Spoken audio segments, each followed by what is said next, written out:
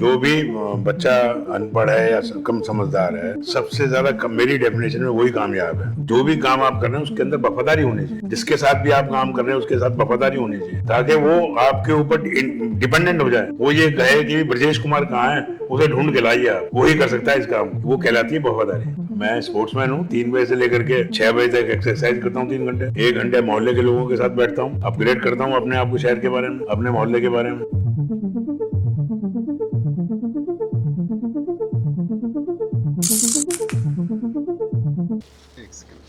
स्वागत है आपका। Thank you sir. सर, जैसे व्यूवर्स ने अभी आपके बारे में काफ़ी कुछ समझा, मैं भी पीछे बैठ के देख रहा था, तो कई चीज़ें मिसिंग रह गई। जैसे कि ग्राउंड लेवल पे जो आपने मेहनत किया है, जो रास्ता लोग चले, काफ़ी कुछ आपने कवर किया। बिल्कुल बेसिक वाली बातें आप बता दो। जो अनपढ़ बच्चा है ना सर, जिसे अनपढ़ मतलब कि इसके नंबर कम आते हैं, जैसे आपने बात कही 50% वाले, तो वैसे कैंडिडेट के लिए कुछ 1-2 मिनट के लिए आप सजेशन दे दीजिए। बहुत आसान है। जो भी बच्चा अनपढ़ है या कम समझदार है, सबसे ज़्यादा मेरी डेफिनेशन में वही कामयाब है। उसकी वजह क्या है, उसके अंदर एक चीज़ पैदा होनी चाहिए, करनी चाहिए हम लोगों को, जुनून। उसके अंदर एक जुनून पैदा करो। वो ये है कि भाई मुझे जो भी काम करूँगा उसके अंदर मैं मेहनत करूँगा, उसके अंदर मैं अपनी कट्टर ईमानदारी रखूँगा और कमिटमेंट रखूँगा। वो ही अपने आप में कामयाब हो जाता है।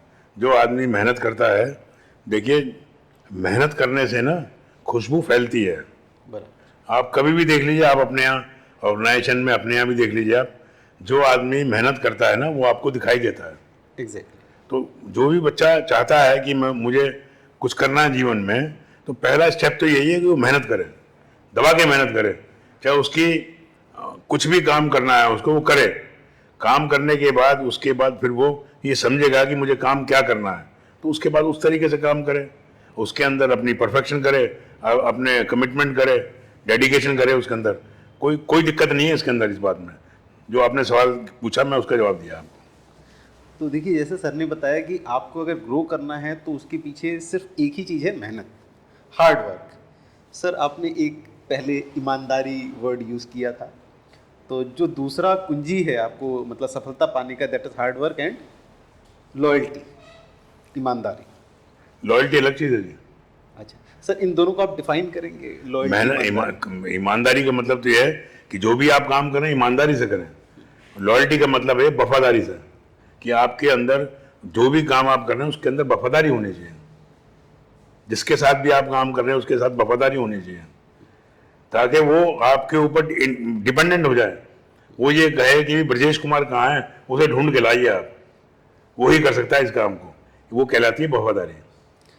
तो आपको अगर ग्रो करना है तो आपको क्या करना है, कोई भी ऑर्गेनाइजेशन ज्वाइन कर लीजिए, चाहे छोटी या बड़ी। उसके बाद सेकंड स्टेप क्या करना है आपको, हार्ड वर्क। करेक्ट जी जी। हार्ड वर्क के बाद आपको क्या करना है, ईमानदारी से काम करना है। ईमानदारी मतलब आपकी जो भी रोल्स एंड रिस्पॉन्सिबिलिटी है उसे अच्छे से पूरा करना है। देन थर्ड इज वफादारी। आप अपने काम के लिए वफादार रहें, अपने कंपनी के लिए वफादार रहें, और अगर आप इनके लिए वफादार रहेंगे तो आप खुद के लिए तो वफादार हो ही जाएंगे ऑटोमेटिक। जी। जस्टिफिकेशन आपका जब ही बनेगा वफादारी का। देखिए, इसका लॉन्ग टर्म एक आपको मैं प्रोस्पेक्टिव बताता हूँ। जो आदमी मेहनत करते हैं, जो आदमी ईमानदार होते हैं, जो आदमी वफादार होते हैं, हो सकता है उसका परिवार एक लॉन्ग टर्म के अंदर उसको एक्सेप्ट ना करे, लेकिन वो खुद अपने आप को एक्सेप्ट करता है। एग्जैक्टली। सबसे बड़ी बात वैल्यू ये है कि जो आदमी खुद को एक्सेप्ट कर लेता है, तो उसकी उस बात की चिंता नहीं करता वो कि कोई मेरे बारे में क्या सोच रहा है, मेरे कपड़े कैसे हैं, मैं रात के 2 बजे आया हूँ तो क्या करके आया हूँ। वो कभी नहीं सोचता इस बात के बारे में। कोई भी सोच ले कि जी कुछ की पता नहीं किस हालत में आया, भाई तू सोचता रहे, मैं तो नहीं सोचता, मैं तो काम से आया हूँ। सेल्फ सेटिस्फैक्शन है, बिल्कुल बहुत बड़ी बात है ये। अच्छा, नींद बहुत आती है आदमी को इन तीनों चीज़ों के बाद। चौथी बात ये मैं बता दूं लास्ट के अंदर, बीमार भी नहीं रहता। एग्जैक्टली। क्योंकि डेड आदमी सोचता ही ईमानदारी से है, सही सोचता है, तो बीमार क्यों रहेगा वो? आप बताइए, नेगेटिव थिंकिंग ही नहीं है उसकी। सर जैसा कि आपने बताया आपका एज 74 प्लस आई गेस, तो सर इतनी एज में इतनी एनर्जी कहाँ से आती है? अरे सुबह 3 बजे उठता हूँ भैया। अच्छा। मैं स्पोर्ट्समैन हूँ। 3 बजे से लेकर के 6 बजे तक एक्सरसाइज करता हूँ 3 घंटे। 1 घंटे मोहल्ले के लोगों के साथ बैठता हूँ, अपग्रेड करता हूँ अपने आप को शहर के बारे में, अपने मोहल्ले के बारे में। उसके बाद मैं 9 बजे ऑफिस में आके बैठ जाता हूँ। सर आपने मेरी आवाज दबा दी, पता है आपको? मतलब कैसे इतनी एनर्जी, है मतलब इतनी एनर्जी कैसे? सर आपने तो मेरी आवाज ऐसे लग रही थी आपके सामने कि मैं क्या ही बोल रहा हूँ। अरे नहीं, मेरी आवाज़ तेज है, स्ट्रॉन्ग है। हाँ, तो काफी दमदार आवाज है सर। बात ये है ना, जो आदमी ईमानदार होता है वो तेज ही होता है। सर मैं भी ईमानदार हूँ। तो तेज ही होंगे। बात यह है कि उसका फर्क है कि आपका एटीट्यूड क्या है। इसका नुकसान भी है तेज आवाज का। जैसे कि लोग समझते हैं कि ज़्यादा बोल रहा है, तेज बोल रहा है। सर इस मुकाम पे पहुंचने के बाद आप अगर तेज नहीं बोलेंगे, लोगों तक आपका एक्सपीरियंस नहीं पहुंचेगा, तो आपका जो आपने किया है, एक्सपीरियंस गेन किया है, वो वेस्ट हो जाएगा। नहीं, सही बात है आपकी।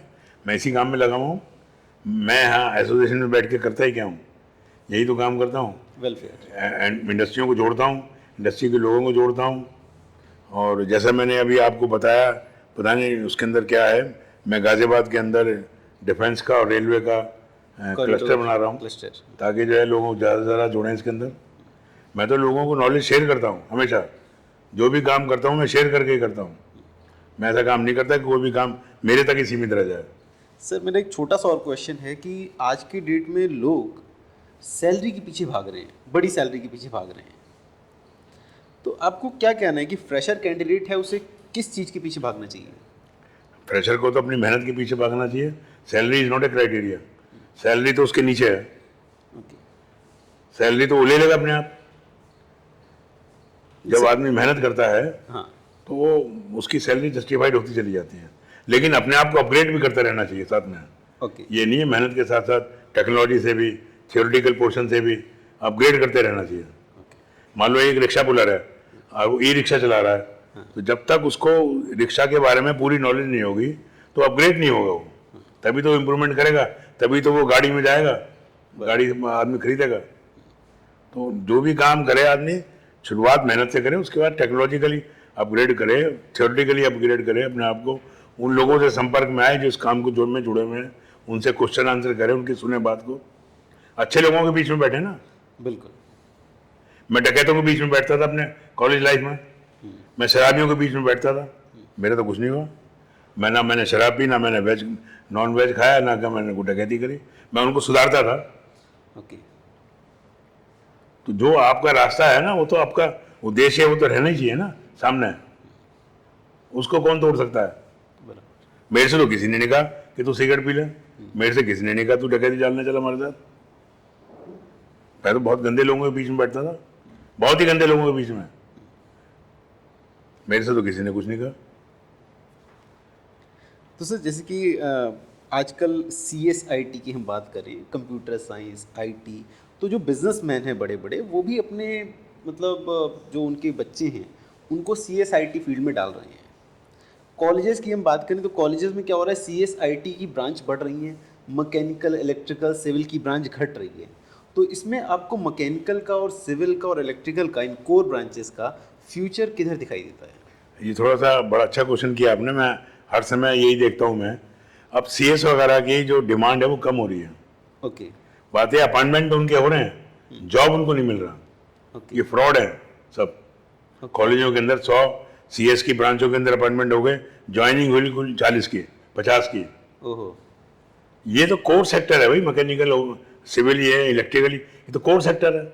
इनकी तो डिमांड बढ़ रही है। एक नई बात और बताता हूँ। अब जो यंगस्टर है हमारे बिजनेस के अंदर, पहले यंगस्टर्स बच्चा ज्वाइन नहीं करता था, अब हर यंगस्टर बच्चा ज्वाइन कर रहा है। अच्छा। आप हमारे गाजियाबाद की इंडस्ट्रियल एरिया में देखेंगे, अगर 50-60% जो बच्चे हैं बिलो 45 ईयर्स हैं, जो बिजनेस की या नौकरी की, सॉरी, बिजनेस में काम कर रहे हैं। चाहे वो दुकानदारी का काम हो, चाहे वो रिक्शा किराए पे देने का काम हो, चाहे राशन का काम हो, पूजा का सामान बेचने का काम हो, सब लोग आदमी टेक्नोलॉजी आदमी सामान बेच रहे हैं आज बच्चे। सर मेरा अगला एक क्वेश्चन जाएगा कि जैसे कि आप all India metal forging association के प्रेसिडेंट हैं, तो आपके अंडर में तो मेटल फोर्जिंग एसोसिएशन की बहुत सारी कंपनीज आती हैं, तो कंपनी की तरफ से कैसा रिक्वायरमेंट आता है कि उनको स्किल्ड मैन पावर मिलती है नहीं मिलती है, कंपनियों का क्या रुझाव है? कंपनी का बेसिकली क्या है कि उन्होंने क्या किया हुआ है जो आदमी इन्होंने अपॉइंट किए हुए हैं वही रोटेट करते हैं। एक कंपनी में वो 50,000 रुपये ले रहा है, दूसरी कंपनी में गया वो 70,000 रुपये ले रहा है। नई रिक्रूटमेंट बहुत कम हो रही है। उसकी वजह क्या है, उनको ये पता ही नहीं है कि नई रिक्रूटमेंट का फ़ायदा क्या है। हम तो कोशिश कर ही रहे हैं इनको मोबिलाइज करने की, लेकिन वो अभी हो नहीं पा रहे। अभी नहीं हो पा रहे। तो सर इसके लिए हमें क्या करना चाहिए, क्या स्टेप्स लेने चाहिए कि जिससे कि नया जो जनरेशन है वो इंडस्ट्री तक पहुँचे? बहुत आसान है, इंडस्ट्री विजिट कराओ ना पहले। जो भी आदमी नई अपॉइंटमेंट करे उसको इंडस्ट्री विजिट कराइए, उसका फियर फैक्टर खत्म हो। एक आदमी जब बच्चा इंडस्ट्री में आता है वो देखता है बड़ी वर्कशॉप है, बड़ा शेड है, तो घबरा जाता है। हाँ। उसको हफ्ते 10 दिन तक तो उसको घुमाइए फैक्ट्री के अंदर। खाली तेरा कोई काम नहीं है, तो घूमता है ताकि उसके अंदर जो फियर फैक्टर है वो खत्म हो जाए कैंडिडेट के अंदर। हाँ, कैंडिडेट के अंदर। और सर कंपनियां जॉब कैसे देंगी उन कैंडिडेट्स लोगों को? कंपनियां तो जब भी देंगी ना जब उसको टेक्निकली थोड़ा सा क्वालिफाइड हो जाए। क्वालिफाइड होगा। हाँ, या इंडस्ट्री में रह के हो या हम लोग उनको भेजें। ओके। तो जैसे हमारे व्यूअर्स सर जो होते हैं वो स्टूडेंट्स होते हैं, फ्रेशर होते हैं, वर्किंग प्रोफेशनल होते हैं और वो ग्रो करना चाहते हैं, तो आप लोगों को क्या करना है? आप लोग को इंडस्ट्री में आना है, विजिट करना है, आप लोगों को पैसे की बात नहीं करनी है, आप लोग को जाके उधर फिजिकली महीना, 1.5 महीना, 15 दिन दे हैव टू वर्क। देखना है खाली, देखना है खाली, इंडस्ट्रियल ट्रेनिंग नहीं, हाँ, only industrial visit. Only industrial visit. और विजिट के बाद अपने आप अपॉइंटमेंट तो मिलेगा। मिल जाएगी, 100% मिलेगी। सर अपना इस एरिया में कितनी रिक्रूटमेंट हम करा सकते हैं? गाजियाबाद एरिया की बात करें तो गाजियाबाद में समझो आप 50,000 साल की 50,000 रिक्रूटमेंट हम पर ईयर करा सकते हैं। पर ईयर करा सकते क्योंकि देखिए बात है, रोटेशनली लोग अपग्रेड भी तो हो रहे हैं। जो आदमी पहले 25,000 रुपये ले रहा था वो 30,000 रुपये ले रहा है, तो फिर वो 25,000 वाला भी ज्वाइन करेगा, फिर उसके बाद वो 30,000 वाला 35,000 पे जाएगा, फिर 30,000 वाला भी ज्वाइन करेगा। ये सब रोटेशन है। 50,000 बच्चों का रिक्रूटमेंट कोई बहुत बड़ी बात नहीं है। और सर 65,000 यहाँ MSME यूनिट है। 65,000 हाँ जी, छोटी बात नहीं है। से काफ़ी बड़ा अमाउंट। हाँ, बहुत बड़ा एरिया है। सर इसमें किस किस फील्ड के लोग आ सकते हैं, किस किस बैकग्राउंड के लोग आ सकते हैं? बैकग्राउंड की जो मेरे अपनी लैंग्वेज में सबसे ज़्यादा नोटोरियस है वो सबसे ज़्यादा कामयाब है, जो नोटोरियस है, और जो स्पोर्ट्समैन है वो सबसे ज़्यादा कामयाब है।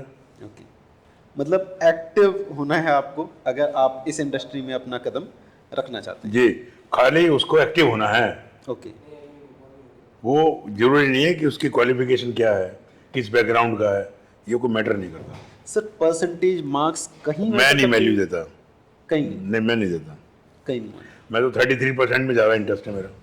ओके, तो सर इंडस्ट्री 90% वाले बच्चे को लेना प्रेफर करेगी या जो एवरेज बच्चा है? नहीं, रिजल्ट ओरिएंटेड।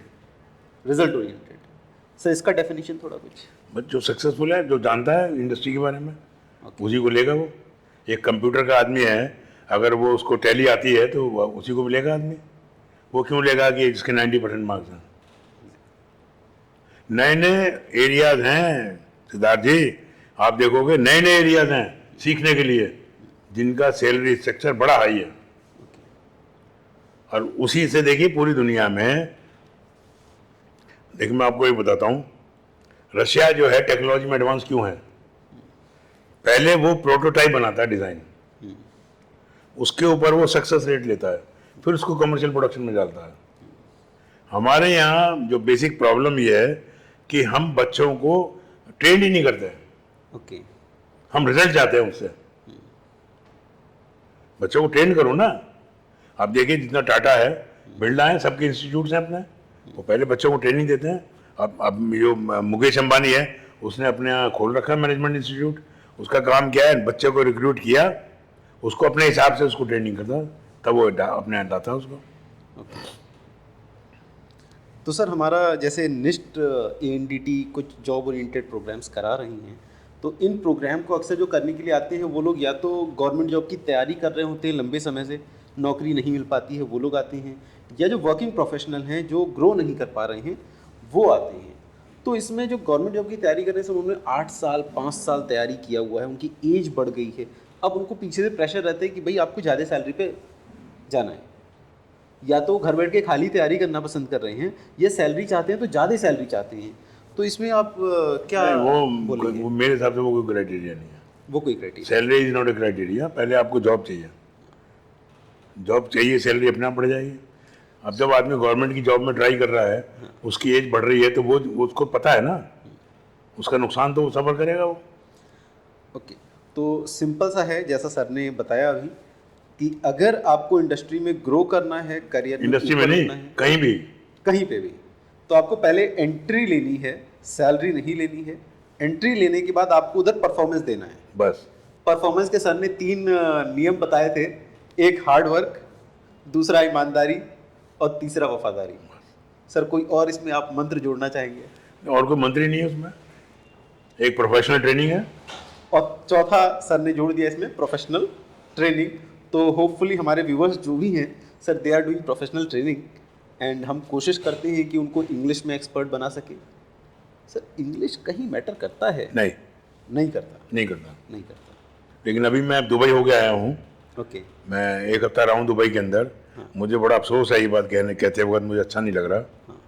90% साउथ इंडियंस हैं, ओके। चाहे वो स्किल्ड वर्किंग में हो, चाहे नॉन स्किल्ड के अंदर हो। नॉर्थ का बच्चा है ही नहीं वहाँ। सर गैप कहाँ आ रहा है इसमें? बात मैं गैप की बता तो रहा हूँ, कैरियर ओरिएंटेड नहीं है नॉर्थ का आदमी, रिजल्ट सीखना नहीं ओरिएंटेड है। चाहते। हाँ। वो साउथ का बच्चा कैरियर ओरिएंटेड है।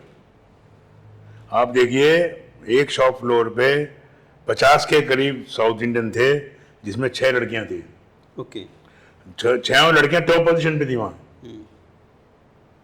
एनडीटी के अंदर। एनडीटी फील्ड में। एनडीटी की बात कर रहा हूँ, ये 6 लड़कियां। बाकी सारे जो है, कोई सीएनसी ऑपरेटर है, कोई सीएनसी प्रोग्रामर है। सब लोग जितने भी हैं साउथ इंडियन हैं, पूरे मिडिल ईस्ट में। सर मैंने मतलब अपने एक्सपीरियंस में क्या देखा है कि जितने साउथ इंडियन पीपल होते हैं वो सबसे पहले पढ़ाई करेंगे, पढ़ाई करने के बाद कुछ जॉब ओरिएंटेड प्रोग्राम्स करते जी हैं। बिल्कुल, सैलरी की बात ही नहीं करते सर। बात ही नहीं करते वो कहते हैं सर मुझे जॉब पे रख लो। आप देखिए, गाजियाबाद में साउथ इंडियंस जो हैं वो पढ़े लिखे नहीं है, अच्छा। हाई स्कूल इंटर हैं, लेकिन आप उनकी नॉलेज देखिए आप। तो इसलिए यही बात मैं कह रहा हूँ, नॉर्थ के अंदर रिजल्ट देखते हैं पहले। बच्चा रिजल्ट देखता है कि मेरी कामयाबी कब आएगी। वो कहता है कामयाबी तो मेरे साउथ का आदमी ये कहता है कामयाबी मुझे जब भी मिलेगी जब मैं मेहनत करूँगा, जब मैं परफॉर्म करूँगा। मुझे बड़ा शर्म आई। करीब मैंने 30-40 इंडस्ट्रियाँ विजिट की हैं इसमें दुबई में, सब में यही हाल है। सर अभी हमारे पास भी दुबई की कंपनी आई थी इंटरव्यू लेने के लिए, और इंटरव्यू भी चालू है। तो कंपनी का फीडबैक क्या आ रहा है कि लोग सैलरी पूछते हैं, इंटरव्यू में ही लोग पूछते हैं कि सर सैलरी कितना देंगे। उसकी वजह है ना, वो महंगाई बहुत है। देखो, 2 बात है, मिडिल ईस्ट में वही आदमी रह सकता है जो किराया निकाल दे रहने का। वहाँ तो जैसे जो भी हम रिक्रूटमेंट करते हैं कंपनी की तरफ से मिलता है सैलरी, बट कंपनी का प्रॉब्लम क्या था कि कंपनी जो सैलरी सोच रहे हैं मांगनी उससे ज़्यादा देने को रेडी है, बट जो ये पूछ लेता है कि सर सैलरी कितनी दे रहे हो, कंपनी उसको मना कर दे रही है। खैर मेरा कोई ऐसा एक्सपीरियंस नहीं है इस बारे में। अच्छा। अगर बच्चा को सैलरी पूछ रहा है तो इसमें तो कोई बुराई है नहीं। उनका भी मिनिमम क्राइटेरिया है, इसका भी मिनिमम क्राइटेरिया है, लेकिन सक्सेसफुल रेट साउथ इंडियंस की ज़्यादा है। मतलब जो मेरा एक्सपीरियंस कहता है सर, शायद आप एग्री करें या ना करें, आप मुझे बिल्कुल बताइएगा कि जो लोग पहले सैलरी डिस्कस करते हैं उनके दिमाग में पैसा होता है, काम वो लोग सेकेंडरी लेके चलते हैं, इसलिए वो हमेशा पैसे पैसे की बात करते हैं। जैसा सरकमस्टांसेस है उसका, जिन लोगों के साथ बैठता है हाँ। वही करते हैं। देखो, जो आदमी शराब पीता है तो उसको शराबी मिलते हैं, हाँ। जो जुआ खेलता है उसको जुआरी मिलते हैं। हमारे को तो कोई नहीं मिलता ऐसा जो ये कहे कि सैलरी हमें पहले लेनी है। हमारा ही फिक्स है माइंड कि हमने कितनी सैलरी देनी है। बिल्कुल। तो मतलब नौकरी करना, नौकरी में काम करना है, बहुत छोटी छोटी बातें हैं, बहुत बहुत आसान काम है। अब आप देखिए, मैं आपको अपनी बताऊं, मैं बॉम्बे में था 69 अक्टूबर में। 1969। मैं पढ़ गया था, मतलब मेरी ग्रेजुएशन हो गई थी। ओके। तो फादर ने मेरे को कहा भाई तुझे ये काम करना है। मैं घर ही नहीं गया, मैं उसी काम पे गया ओके। और 4 साल वहीं रहा और फैक्ट्री चलाई।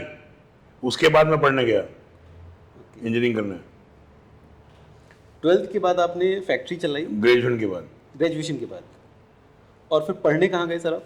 रांची अच्छा, रांची। वहाँ से क्या किया आपने? बीटेक किया ना मैंने, फाउंटेन फूड टेक्नोलॉजी में।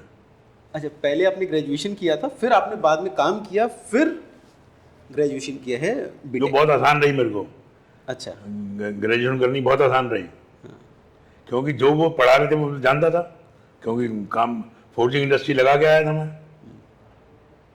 तो सर उसमें आपको ऐसा महसूस नहीं हुआ कि मैं क्या पढ़ूं, मैं तो काम सीख चुका हूं? नहीं नहीं नहीं, वो ऐसा कुछ फीलिंग? नहीं नहीं, मेरी इच्छा थी कि मैं मतलब पढ़ूँ, एजुकेशन मेरे पास होनी चाहिए, टेक्निकल एजुकेशन। सर हम उस कॉलेज का नाम जानना चाहेंगे जहां से आपने बीटेक किया, और उस कॉलेज के बारे में कुछ जानना चाहेंगे। National institute of fountain food technology है, ये यूएनडीपी के गवर्नमेंट ऑफ मतलब इंटरनेशनल एजेंसी है उसका।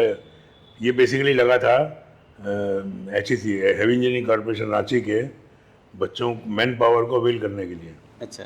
ताकि ट्रेन मैन पावर मिले यहाँ से, उसके लिए लगा था ये। तो और सर आज की अभी तारीख में ये हाँ।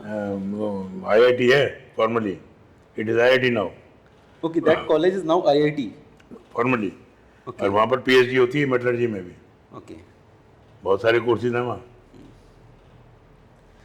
ठीक है सर, इट्स रियली नाइस कि मतलब आपने जहाँ से कॉलेज से कोर्स किया वो अब IIT में कन्वर्ट हो चुका है। तो सर उस समय पढ़ाई का कैसा रहता था, मतलब पढ़ाई किस लेवल पे होती थी, बच्चे पढ़ाई- लोगों का जुनून कैसा रहता था? वहाँ तो सारा जो स्टाफ आता था, जो स्टूडेंट आते थे, वो इंडस्ट्री मतलब स्पॉन्सर्ड होते थे इंडस्ट्री से। ओके, कंपटीशन नहीं था, स्पॉन्सरिंग थी। स्पॉन्सरिंग थी। तो सब पढ़ते थे, बड़े बड़े इंडस्ट्री के बच्चे आते थे वहाँ, गवर्नमेंट के बहुत बच्चे आते थे, सब पढ़ते ही थे। और पढ़ना जिसके हाथ में उसने पढ़ना है, जिसने घूमना है उसको घूमना है। सर अभी आपने बात किया, आप आई गेस पिछले हफ्ते दुबई से आए हैं, आपकी कंपनी है वहाँ पे।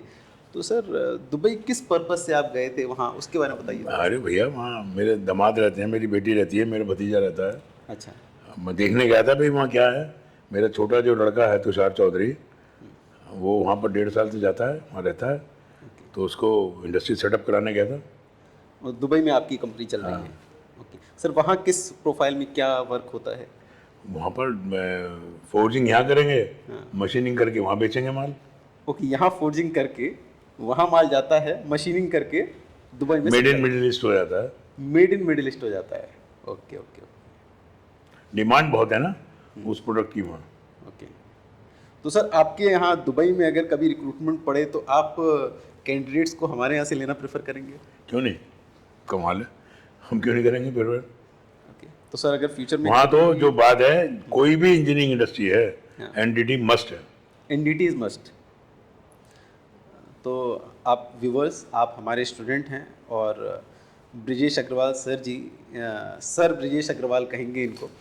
ओके, बिकॉज इन्होंने अपने लाइफ में जो भी अचीव किया है through his hard work, dedication और लॉयल्टी, ईमानदारी, वफादारी, और स्किल्स अपग्रेड किया सर ने काम करने के बाद, ग्रेजुएशन करने के बाद।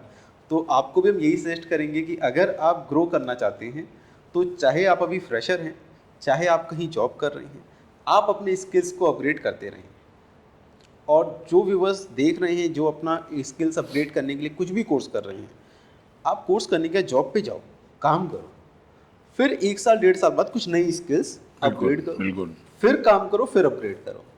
करेक्ट, यही तरीका है यही तरीका है। दुनिया में। जो आदमी आगे जाते हैं, मैं कह रहा हूँ आपसे, अल्ट्रासोनिक NDT का एक ये सर पार्ट है। NDT का पार्ट है। आपको देखिए पूरे वर्ल्ड में इतनी ज़्यादा सैलरी है उनकी, और वो कुछ करता ही नहीं सिवाय अल्ट्रासोनिक के अलावा। वो जानते ही खाली अल्ट्रासोनिक इंटरप्रिटेशन है। सर मैं आपको कल का एग्जांपल देता हूँ। 2 साल पहले हमारे यहाँ से एक कैंडिडेट हैं, इनका नाम है आई गेस रिजवान अहमद, मे भी नाम में मैं आगे पीछे हो रहा हूँ। वो सर गुजरात से आया था हमारे यहाँ कोर्स करने के बाद 8,000 सैलरी पे गया। कंपनी ने उसे 2 या 3 महीने 15,000 कर दिया। अभी जर्मनी से कॉल कर रहा था कि सर मैंने अपनी एक ऑफिस मेट को, कोई लेडी थी, उसका एडमिशन कराया है सर आपके यहाँ। मैंने कहा कौन? उसने नाम बताया। मैंने कहा हो सकता है, मुझे आइडिया नहीं है। तो उसने कहा सर बस उसको उसी डेडिकेशन से पढ़ाना है जैसे आपने मुझे पढ़ाया था। मैंने कहा ठीक है, आप कहाँ हैं? मुझे दिख रहा था सर नंबर बाहर का है। तो उसने कहा सर मैं अभी जर्मनी में हूँ। तो मैंने कहा इट्स रियली नाइस। और अभी आपको कितना मिल रहा है? 1 लाख तक पहुँच गए? सर इस salary is 3 lakh rupees per month हाँ, इंडियन करेंसी। सर 2 साल के गैप में। मैंने पूछा आपने और क्या सर्टिफिकेशन किया? सर मैंने सिर्फ एनडीटी किया है। तो लोग ग्रो करना चाहते हैं लेकिन सोचते हैं पहले ही बहुत बड़ी सैलरी मिल जाए। लेकिन जो पहले बड़ी सैलरी पे गए हैं सर, मुझे उनका कॉल बैक कभी नहीं आया कि वो ग्रो कर गए। नहीं वो कभी ग्रो करेंगे नहीं। नहीं करेंगे कभी। ग्रोथ तो छोटे के आदमी की है, बड़े आदमी की क्या ग्रोथ है? सही। चलो हो गया। Sir it was really nice talking to you. काफ़ी अच्छा आपने मैं सलाह तो कहता दिया। हूँ मेरे बात करने से अगर कोई बच्चे मोटिवेट होते हैं, कोई बात होती है, हाँ। तो मुझे तो बहुत अच्छा लगेगा इस बात के लिए। बिल्कुल। और मैं तो ये ऑफर करता हूँ जो भी व्यूअर या सुन रहे हैं मेरी बात को, या सिद्धार्थ जी की या उनकी बातों को सुन रहे हैं, मेरा नंबर आप 9810098648 मोबाइल नंबर है मेरा, मुझे कॉल करें। मेरे से कोई भी चीज़ समझनी हो अपने बारे में मेरे से शेयर करें, चाहे मेल हो चाहे फीमेल हो, मेरे से बात करें, मैं आपकी मदद करूँगा। सो देखिए मतलब सर इतने हम्बल, इतने बड़े पोजीशन पे जाने के बाद सर ने पब्लिकली अपना मोबाइल नंबर आपके साथ शेयर कर दिया है। ठीक है, हमारे थ्रू तो आप सर तक पहुंच ही सकते हैं, बट आप डायरेक्ट भी सर के पास पहुंच सकते हैं। Sir is president of all India metal forging association. India में इनकी कंपनीज़ हैं, इंडिया से बाहर सर की कंपनीज़ हैं। ओके, तो अब जॉब की तो होपफुली आपको कहीं से कहीं तक दिक्कत नहीं होगी। और जॉब कैसे मिलेगा? Through guidance, through your learnings. So thank you so much for joining and for watching this.